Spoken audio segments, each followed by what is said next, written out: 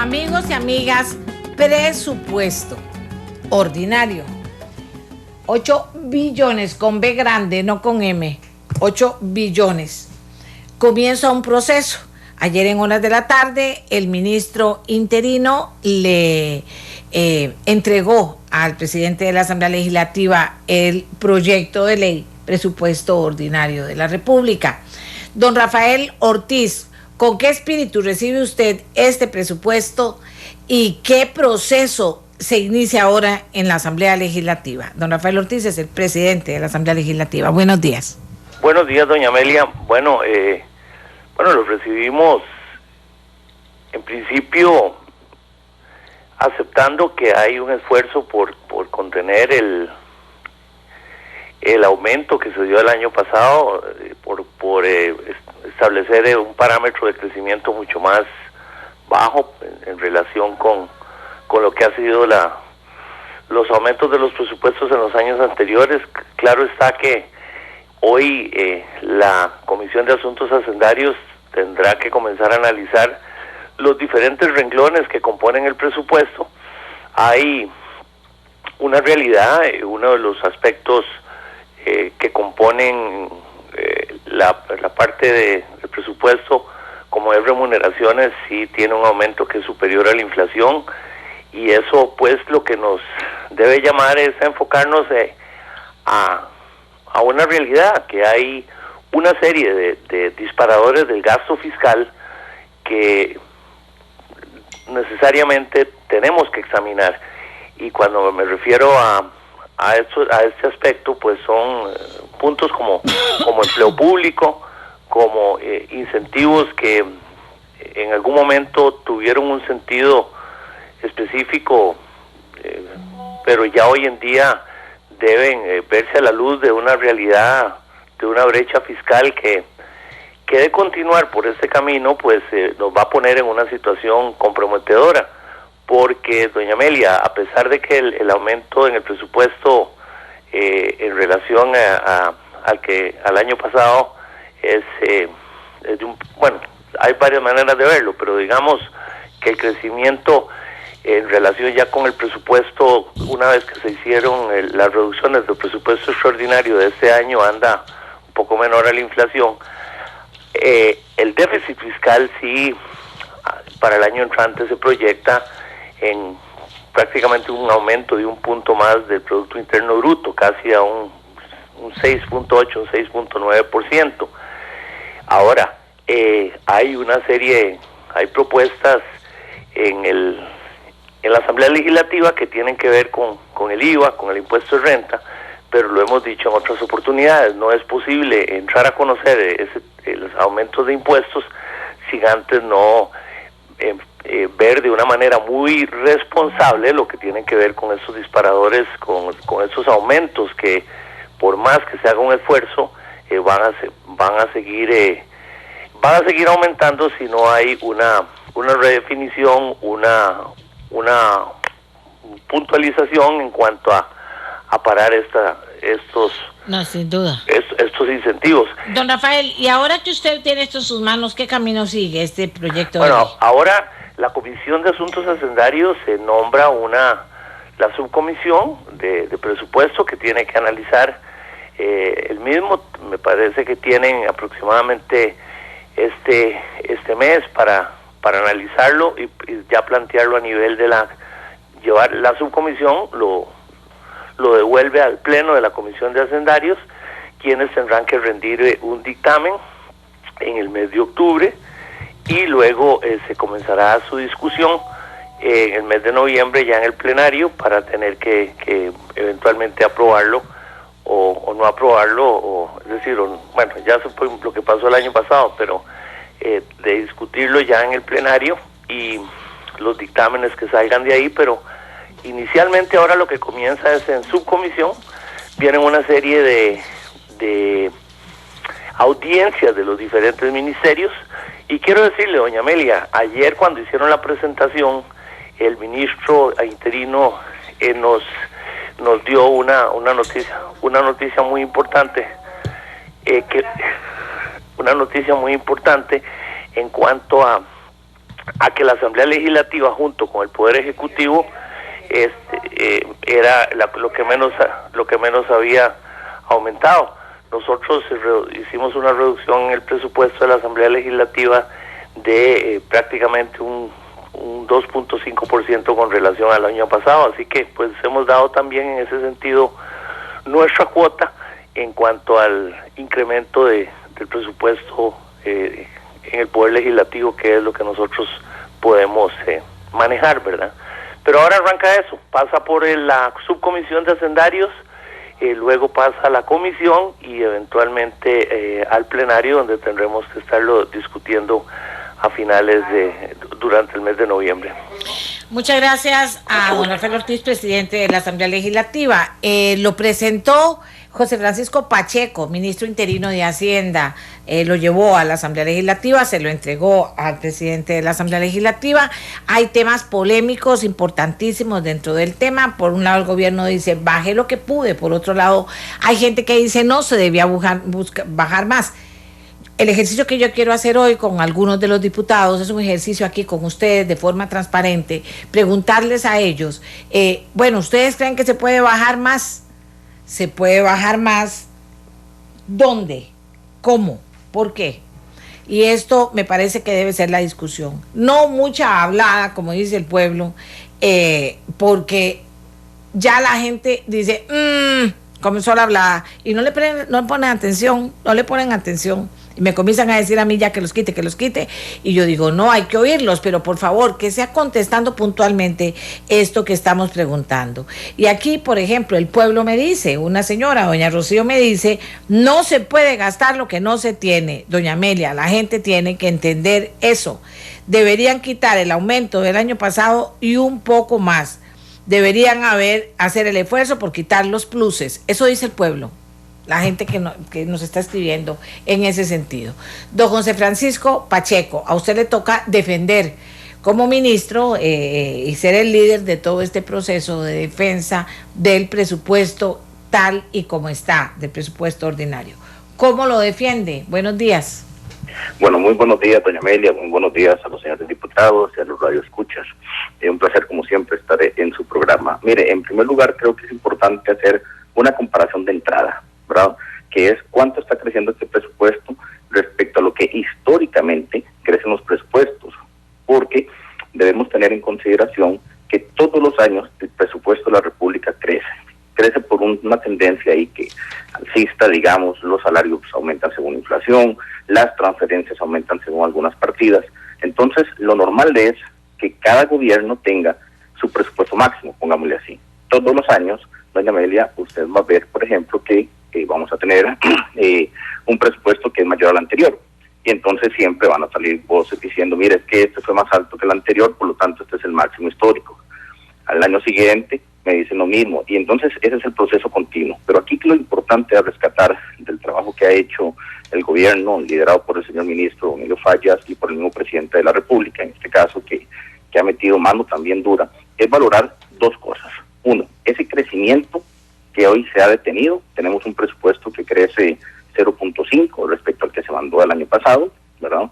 Un presupuesto que, si lo transformamos en términos reales, es decir, si le quitamos el efecto de la inflación, más bien está siendo recortado un 3.5, y que si lo que queremos es saber el gasto, porque el presupuesto es una variable muy compleja, ¿verdad?, con muchas cosas.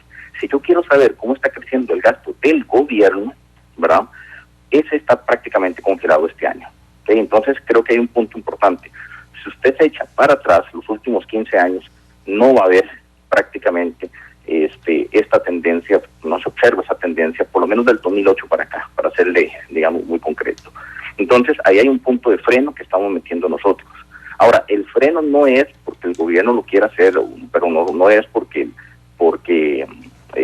el crecimiento del presupuesto no es algo que el gobierno quiera hacer simplemente porque le da la gana. Detrás de todo esto hay un andamiaje legal que obliga a los gobiernos, cualquiera que sea su representación política, a incrementar las partidas año por año. Entonces, si la economía crece, tiene que crecer necesariamente el presupuesto de educación, por ejemplo, porque hay una atadura de uno con otro. Si aumenta la recaudación tributaria, tenemos que darle más plata al PANI, tenemos que darle plata a municipalidades, tenemos que darle plata a universidades. Es decir, toda esta red, pongámosle así, legal, normativa, es la que está generando que el gasto crezca de manera continua año con año. Entonces, lo que el gobierno tiene para recortar esos márgenes de acción se van reduciendo cada vez menos. ¿Okay? Se van reduciendo y tenemos poquísima posibilidad entonces de hacer, si fuera el caso, recortes. Ese es un punto inicial. Pero lo segundo también es en torno a la reflexión que yo creo que es importante hacer sobre, bueno, ¿y qué queremos en materia de Estado? ¿Verdad? ¿Cómo queremos perfilar ese sector público? Creo que con buen atino el país ha percibido que el Estado tiene que hacerse cargo de un montón de cosas. Hoy queremos cuidar parques nacionales, hoy queremos que los niños estén protegidos, hoy queremos una educación financiada y queremos infraestructura. Y creo que eso es bueno. Las democracias maduras, doña Amelia, tienen gastos públicos que son crecientes, pero también bajo un esquema de responsabilidad que conlleva a dos puntos esenciales. Uno, es que cuando le pedimos más a los estados, a los gobiernos, que hagan más cosas, también le damos financiamiento para que puedan hacerlo. Este no es el caso costarricense. Entonces, hay un tema de deuda. Pero lo otro es que cuando le pedimos al Estado que haga más cosas y le damos plata, también le pedimos que acate cierto tipo de calidad, cierto tipo de responsabilidad. Y eso también se ha venido perdiendo en el tiempo. Y esos son dos detalles sobre los cuales el gobierno ha querido trabajar en este año. Ahora, propiamente en materia de gobierno, ¿dónde está lo que podemos, por así decirlo, tocar? ¿Okay? ¿Dónde está eso? En ese 4% del presupuesto en manos del gobierno, que se llama flexible, algunos le llaman superfluos, a otros le llaman modificables, es apenas un 4%, imagínense, es poquito. Ahí es donde el presidente ha metido mano. Perdón. El presidente de la República ha sido claro que él quiere recortes masivos en partidas que usualmente han sido sujetas de crecimientos desproporcionados. Entonces, por ejemplo, el Poder Ejecutivo está recortando la mitad del tiempo extra. El Poder Ejecutivo está recortando un 30% de los viajes al exterior y cerca de un 40% de los viáticos. Está recortando un 35% el gasto en publicidad. Es decir, son recortes masivos en áreas donde se puede recortar. Y creo que eso es una buena señal de que efectivamente queremos hacer un parate, ¿verdad?, al crecimiento presupuestario. Pero, ¿verdad?, también hay que reconocer aquí públicamente que la misma Asamblea Legislativa, a través de su presidente, don Rafael Ortiz, hizo también un trabajo importante de revisión minuciosa del gasto, y cuando ellos no presentan su presupuesto, ese presupuesto también viene recortado. Entonces, es un tema de cómo lo estamos viendo todos en nuestro conjunto, pero sí hay señales claras de que hay cosas que se quieren recortar, cosas que el pueblo pide, que no deberían estar creciendo, que no sienten que le generan valor agregado a la función pública, y ahí hemos metido mano. ¿Qué pasa cuando me dicen por qué no recorta más? Bueno, ahí hay dos momentos también importantes. Uno, recortar más también significa dejar de hacer algo. Si a mí me recortan el salario, algo dejo de comprar, algo dejo de hacer. Creo que todos lo tendríamos claro. Lo segundo, y es importantísimo también acotar esto, recortar más posiblemente ya implique meterse con transferencias que están hechas por ley o también con planilla. Y no es tan fácil tampoco agarrar y decir, voy a quitar los pluses salariales, porque la misma Sala Cuarta ha dicho que hay un respeto a los esquemas salariales vigentes en el gobierno. Entonces, hemos hecho un trabajo hormiga, un trabajo que no se hace en una semana. Todos estos ministerios vienen desde hace 3 meses revisando sus presupuestos, tratando de ser cautos en algunos incrementos cuando son necesarios. En algunos casos hemos tenido que dejar de hacer proyectos específicos que iban destinados a mejorar en algún área la función pública. Todo recorte necesariamente también tiene un impacto en algo, ¿verdad? En este caso en la operación de los ministerios. Y también pues hay un respeto a las decisiones de los poderes de mantener su presupuesto tal y como se envió, ¿verdad? Recuerde que el Ministerio de Hacienda no tiene en este caso potestad de recortar los presupuestos, por ejemplo, de la misma Asamblea, de la Corte, de la Contraloría o de la Defensoría de los Habitantes.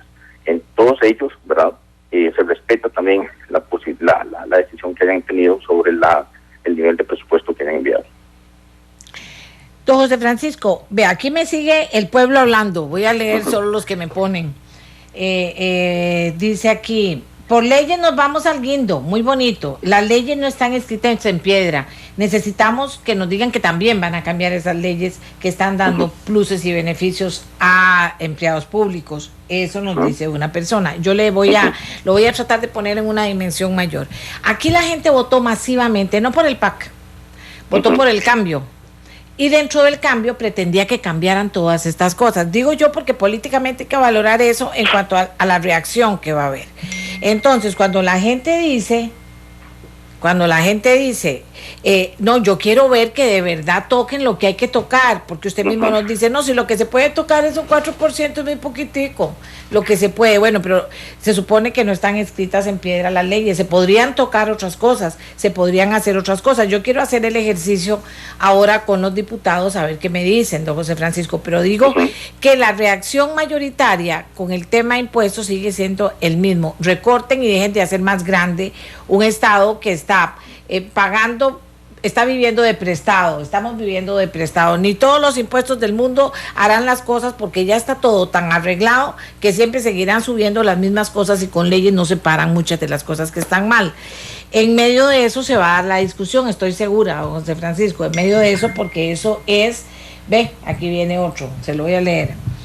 Me van a cobrar más impuestos para pagarle las convenciones a los empleados públicos, me parece una desconsideración, hay que amarrarse los pantalones y hay que ver los temas de frente. O sea, la gente quiere ese cambio. Le quiero preguntar, ¿hasta dónde se puede tocar este proyecto? ¿Hasta dónde están dispuestos ustedes a negociar por una parte? ¿Y hasta dónde han pensado realmente mandar proyectos de ley que toquen estos temas, que son los que mayoritariamente se están llevando el presupuesto del país y que se llevarán toda la plata de los impuestos del mundo si seguimos sin tocarlos? Mire, totalmente de acuerdo. En realidad, en el sentido, doña Amelia, que nosotros mismos hemos sido uno de los críticos más fuertes a todos los proyectos que crean gastos en financiamiento.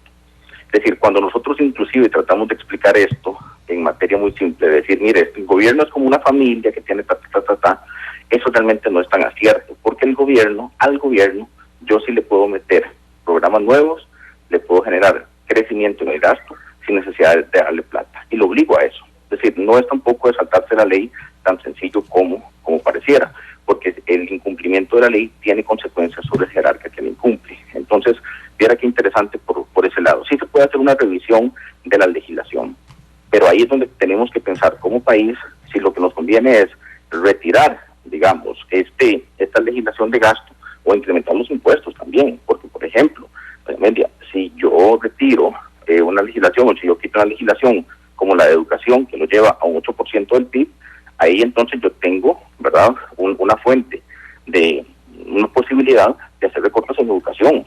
Y eso creo que ni el gobierno lo quiere hacer porque sigue siendo prioridad del señor presidente, ¿verdad? Ni creo que sea socialmente bueno. Es decir, ¿Hasta dónde están dispuestos, don José Francisco, a negociar mayor rebaja o eso ya no se toca patria muerte?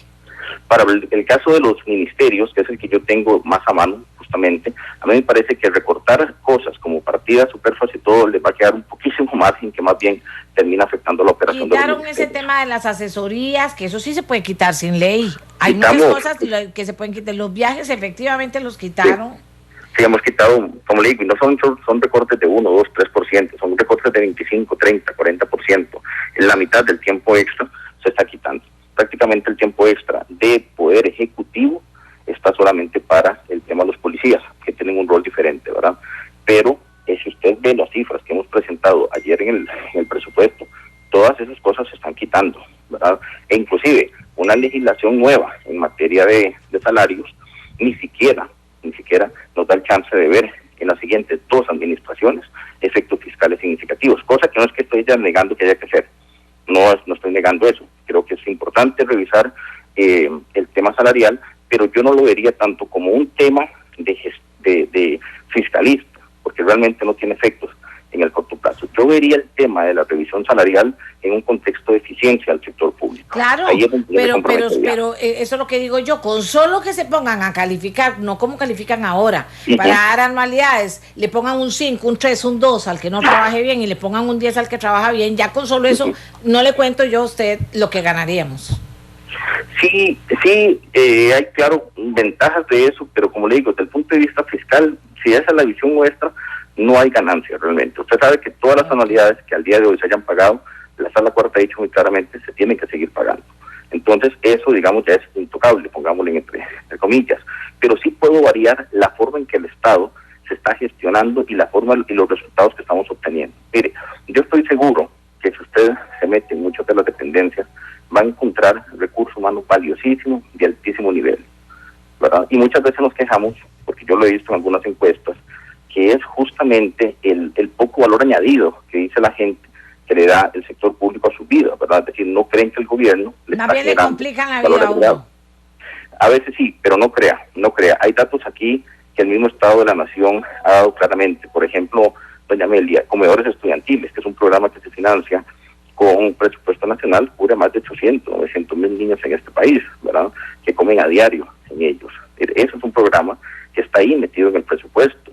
Tenemos becas también, más de 200,000, 250,000 personas que se benefician de ellos. Tenemos también 100,000 pensiones del régimen no contributivo. Es decir, sí hay una labor que el gasto público tiene positiva en el bienestar de los costarricenses. Pero sí también debo reconocer, hay una percepción de que hay elementos que se pudieran hacer mejor, pongámosle así. Y yo creo que mucho está más en la gestión del modelo de público. Y por eso es que nosotros estamos avanzando hacia un tema de presupuesto por resultados, que ya comienza a aparecer a partir del próximo año. Esto es cambiar la forma en que nosotros asignamos plata. Mire, yo lo voy a hacer aquí, digamos, muy directo. Lo normal, lo que históricamente hemos tenido, es una forma de ver el presupuesto como algo que se tiene que incrementar porque sí, ¿verdad? Porque así es. Y eso realmente no debe ser ni por más el nuevo esquema de presupuestación. Nosotros tenemos que avanzar hacia un presupuesto que le dé plata a las instituciones que logran cosas. Pero también, don José Francisco, es que lo oigo muy bien a usted justificando las cosas, pero me parece que también hay que tener valentía para entrarle a otras cosas. Por ejemplo, le voy a preguntar, ¿qué opina del rol que juega la Sala Constitucional en el manejo del presupuesto? Miren, nosotros hemos tenido controversias, pero yo creo que también si hay algo que hacer y no se puede hacer y ustedes no lo pueden hacer, entonces ¿qué opina de que la Sala se meta en eso? Mire, es que también la Sala tiene que hacer, digamos, dos cosas. Uno tiene que decidir si realmente el reclamo que hacen ciudadanos de derechos que han sido aprobados y que el Estado no está cubriendo, eso, por ejemplo, es un tema que la Sala Cuarta tiene que resolver. Muchas veces, lo que le decía anteriormente, le creamos el derecho a la población, pero no le creamos el fondo, el financiamiento al Estado para que puedan financiar ese programa. Entonces, de repente, claro, hay una ley que dice que usted tiene que darle protección a la niñez y le dice que es el 7% del impuesto de renta. Ahí está establecido por ley. Eso no significa que se le haya creado la plata, simplemente se ató un impuesto. Entonces, claro, cuando no se le da la plata, ahí entra la Sala Cuarta y tiene que lidiar con este tipo de cosas. Y tiene que decidir entre un tema, entre lo fiscal o entre el cumplimiento de la ley, entre el cumplimiento de los derechos, de los mismos compromisos que el país ha asumido, por ejemplo, en materia de protección de niños.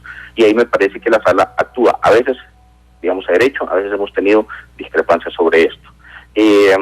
Porque las finanzas públicas definitivamente, como le digo, no se han venido gestionando históricamente de la manera correcta. Es decir, si el Estado quiere que haga algo, le doy los recursos para que lo haga. Si no, entonces creamos los desbalances que hoy día vivimos. Pero si el Estado no es eficiente, y si le dedicamos, por ejemplo, el tema de educación, esos millones a la educación, alguien dice, pero doña Amelia, los números son claros, los alumnos que logran entrar a la UCR son en su mayoría de colegios privados, no de colegios públicos. Estamos teniendo, y aquí decía otro señor, don Rafael decía, se lo voy a poner aquí, el sistema educativo no produce los resultados que el país y el sector productivo demandan. Entonces, hay también otro gran tema, hay otro gran tema sobre eso. Totalmente de acuerdo, por eso le decía. Pero hoy nosotros no vamos a poder dilucidar sobre todo lo que es el presupuesto. No, pero sí es bueno saber que por parte de la agenda que tiene el Ministerio de Hacienda es justamente buscar mejorar la calidad del gasto. Es decir, nosotros creemos más fielmente en que la gente va a estar dispuesta a pagar impuestos en la medida que vea que el Estado le resuelve cosas, le genera servicios de calidad. Eso es cierto también. Ese es el principio número uno. Entonces, yo lo que necesito es cambiar la forma de gestión. Los mismos funcionarios públicos, ¿verdad?, pueden generar muchísimo mejores resultados si el esquema en el que trabajan es diferente al que tienen hoy. Si yo a usted le aseguro un salario, doña Amelia, posiblemente sector privado, sector público, yo trabajé en las dos dimensiones y conozco, digamos, las vicisitudes de cada uno. Cuando yo le digo a usted, mire, usted el 30 de cada mes de fijo va a tener ese millón de pesos en su bolsa, ¿verdad? Usted tiene poco incentivo para mejorar, para, digamos, redefinir cosas, ¿ok? Entonces lo que tenemos que hacer es cambiar esa forma de gestionar los presupuestos y esa forma de gestionar las remuneraciones. Y para mí, digamos, el principio debería ser avanzar hacia un modelo en donde las platas que se le entreguen a las instituciones dependan de cuán bien están haciendo sus cosas. Es decir, cuán feliz está la gente con la calidad educativa, con la construcción de carreteras. Con la eficiencia. Exacto. Ese es el tema central para mí en este dimensionamiento. El presupuesto nacional recorta lo que tiene que recortar. Hay ministerios que están sufriendo muchísimo ese recorte. 13 ministerios de los 17 que tiene el país están creciendo menos del 1%. ¿Ok? 13 ministerios. Entonces, no es que estamos haciendo ahí un recorte así de mentiritas, porque, le digo, hay presiones internas para cada uno de ellos. Hay programas nuevos, hay cosas en las que el país firma sus decisiones, ¿verdad? Si quiere involucrarse, el tema de la OCDE, por ejemplo, todo ese tipo de cosas. Eso creo que lo estamos haciendo y hay una señal explícita del señor presidente de que esos abusos que se han cometido antes hay que recortarlos. Mira, entre el 2008 y el 2014 el gasto en consultorías en el país se multiplicó por 4 en el presupuesto, ¿verdad? Eso ahora lo estamos deteniendo y más bien vamos en reversa y creo que este año estamos recortando cerca de un 25%, si mi memoria no falla. Le agradezco mucho, José Francisco. Vamos a seguir hablando del tema porque de eso se trata. Sí, aquí los compañeros de ameliarueda.com, de la oficina especial de datos que tenemos nosotros de Data ahí me dicen, doña Amelia, eso es un mito. El estado de la educación acaba de demostrar que el 75% de los estudiantes de la Universidad de Costa Rica vienen ya de colegios públicos. Cumplo con dejar esa información porque es una buena noticia, sin duda. Sí, el manejo de las finanzas públicas y de los resultados del Estado estamos llenos de mitos también. Pero en realidad yo creo que el gasto público genera mucho más bienestar del que usualmente se proyecta, sin negar que existen áreas donde se puede mejorar, como en todo. Pero de verdad que cuando uno revisa las cifras en frío, se va a dar cuenta de la cantidad de cosas positivas que se hacen en este país con el gasto del gobierno, ¿verdad? Bien, don José Francisco, lo único, abiertos a que la discusión en la Asamblea Legislativa pueda rebajar cuánto más el presupuesto. Mire, yo creo que aquí hay varias cosas. Primero, me parece sano que el trabajo de los diputados de revisar el presupuesto. Soy abierto a que entremos de verdad a ver las cifras y que ellos se den cuenta, que pasemos no de un anuncio inicial, no de un número global, sino que nos metamos en los detalles, porque es ahí donde está el diablo, dice la leyenda, ¿verdad? Entonces, me parece importante destacar eso. El gobierno no se opone a la discusión del presupuesto nacional, porque es justamente un ejercicio de democracia, un ejercicio de transparencia, y estamos entregándole justo a los representantes directos del pueblo esa potestad de revisar el presupuesto. De aparte, el Poder Ejecutivo, creo que los grados de libertad son escasos, porque justamente las cosas que deberían ser entonces revisadas, deberían ser sujetas de recorte, son las que están más complicadas, son las más rígidas. Por ejemplo, el tema salarial, el tema de remuneraciones, el gasto de capital, por ejemplo, que son partidas que se pueden recortar, pero tienen consecuencias sobre la actividad económica y sobre el futuro del país, para la construcción de carreteras, todo lo que tiene que ver con obra pública en general. Entonces, yo tendría nada más un mensaje de que hay que ser muy meticuloso, hay que ver caso por caso, porque el ministerio, por ejemplo, el Ministerio de Comercio Exterior, se le ha recortado un 20% de su presupuesto. Entonces, ¿cuál margen puede tener usted ahí de acción en recortes? Muy poco. Les toca a los diputados, pues, valorar más bien qué va a pasar con los poderes, si hay alguna decisión. Aquí, digamos, el esfuerzo fue muy parejo, y yo le comento que la Corte Suprema de Justicia, por ejemplo, que está históricamente acostumbrada a crecer por encima del 10%, este año está creciendo por debajo del 7%. Hay esfuerzo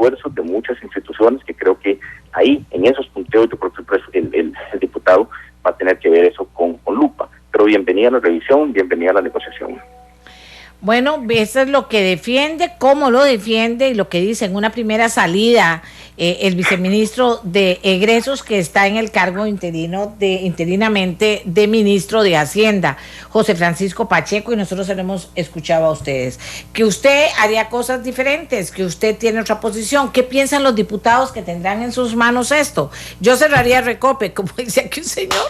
Digo, yo también, mira, pero hay que ver cómo lo razonan, cuán valientes son para poder ingresar en temas en temas a los que hay que entrarle al país en algún momento, qué permiten las leyes y qué le permitirá eventualmente a los diputados cambiar, qué podrán cambiar en aras de ir en un de verdad camino progresivo a eliminar un montón de cosas del presupuesto nacional y que la gente no está de acuerdo con que estén ahí, que la gente ya no le gusta y la gente no las quiere, la mayoría de los costarricenses. Obviamente los beneficiados y sus familias pues sí las quieren, pero la mayoría de la gente no las quieren porque no le hacen bien al país.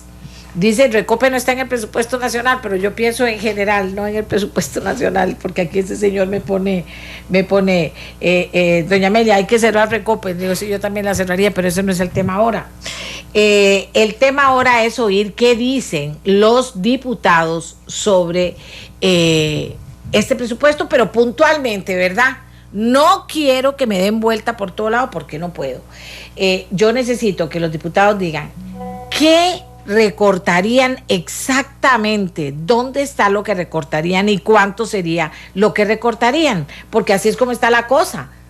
Si no, ¿para qué más discusión? Si no, esto se va a ir así y ya está. Una pausa rápida, ya tenemos a Rosibel Ramos, ya tenemos del PUS, tenemos a José Francisco Camacho del Frente Amplio, estamos llamando a un representante de las fracciones para que puedan darnos puntualmente sus respuestas a este par de preguntas.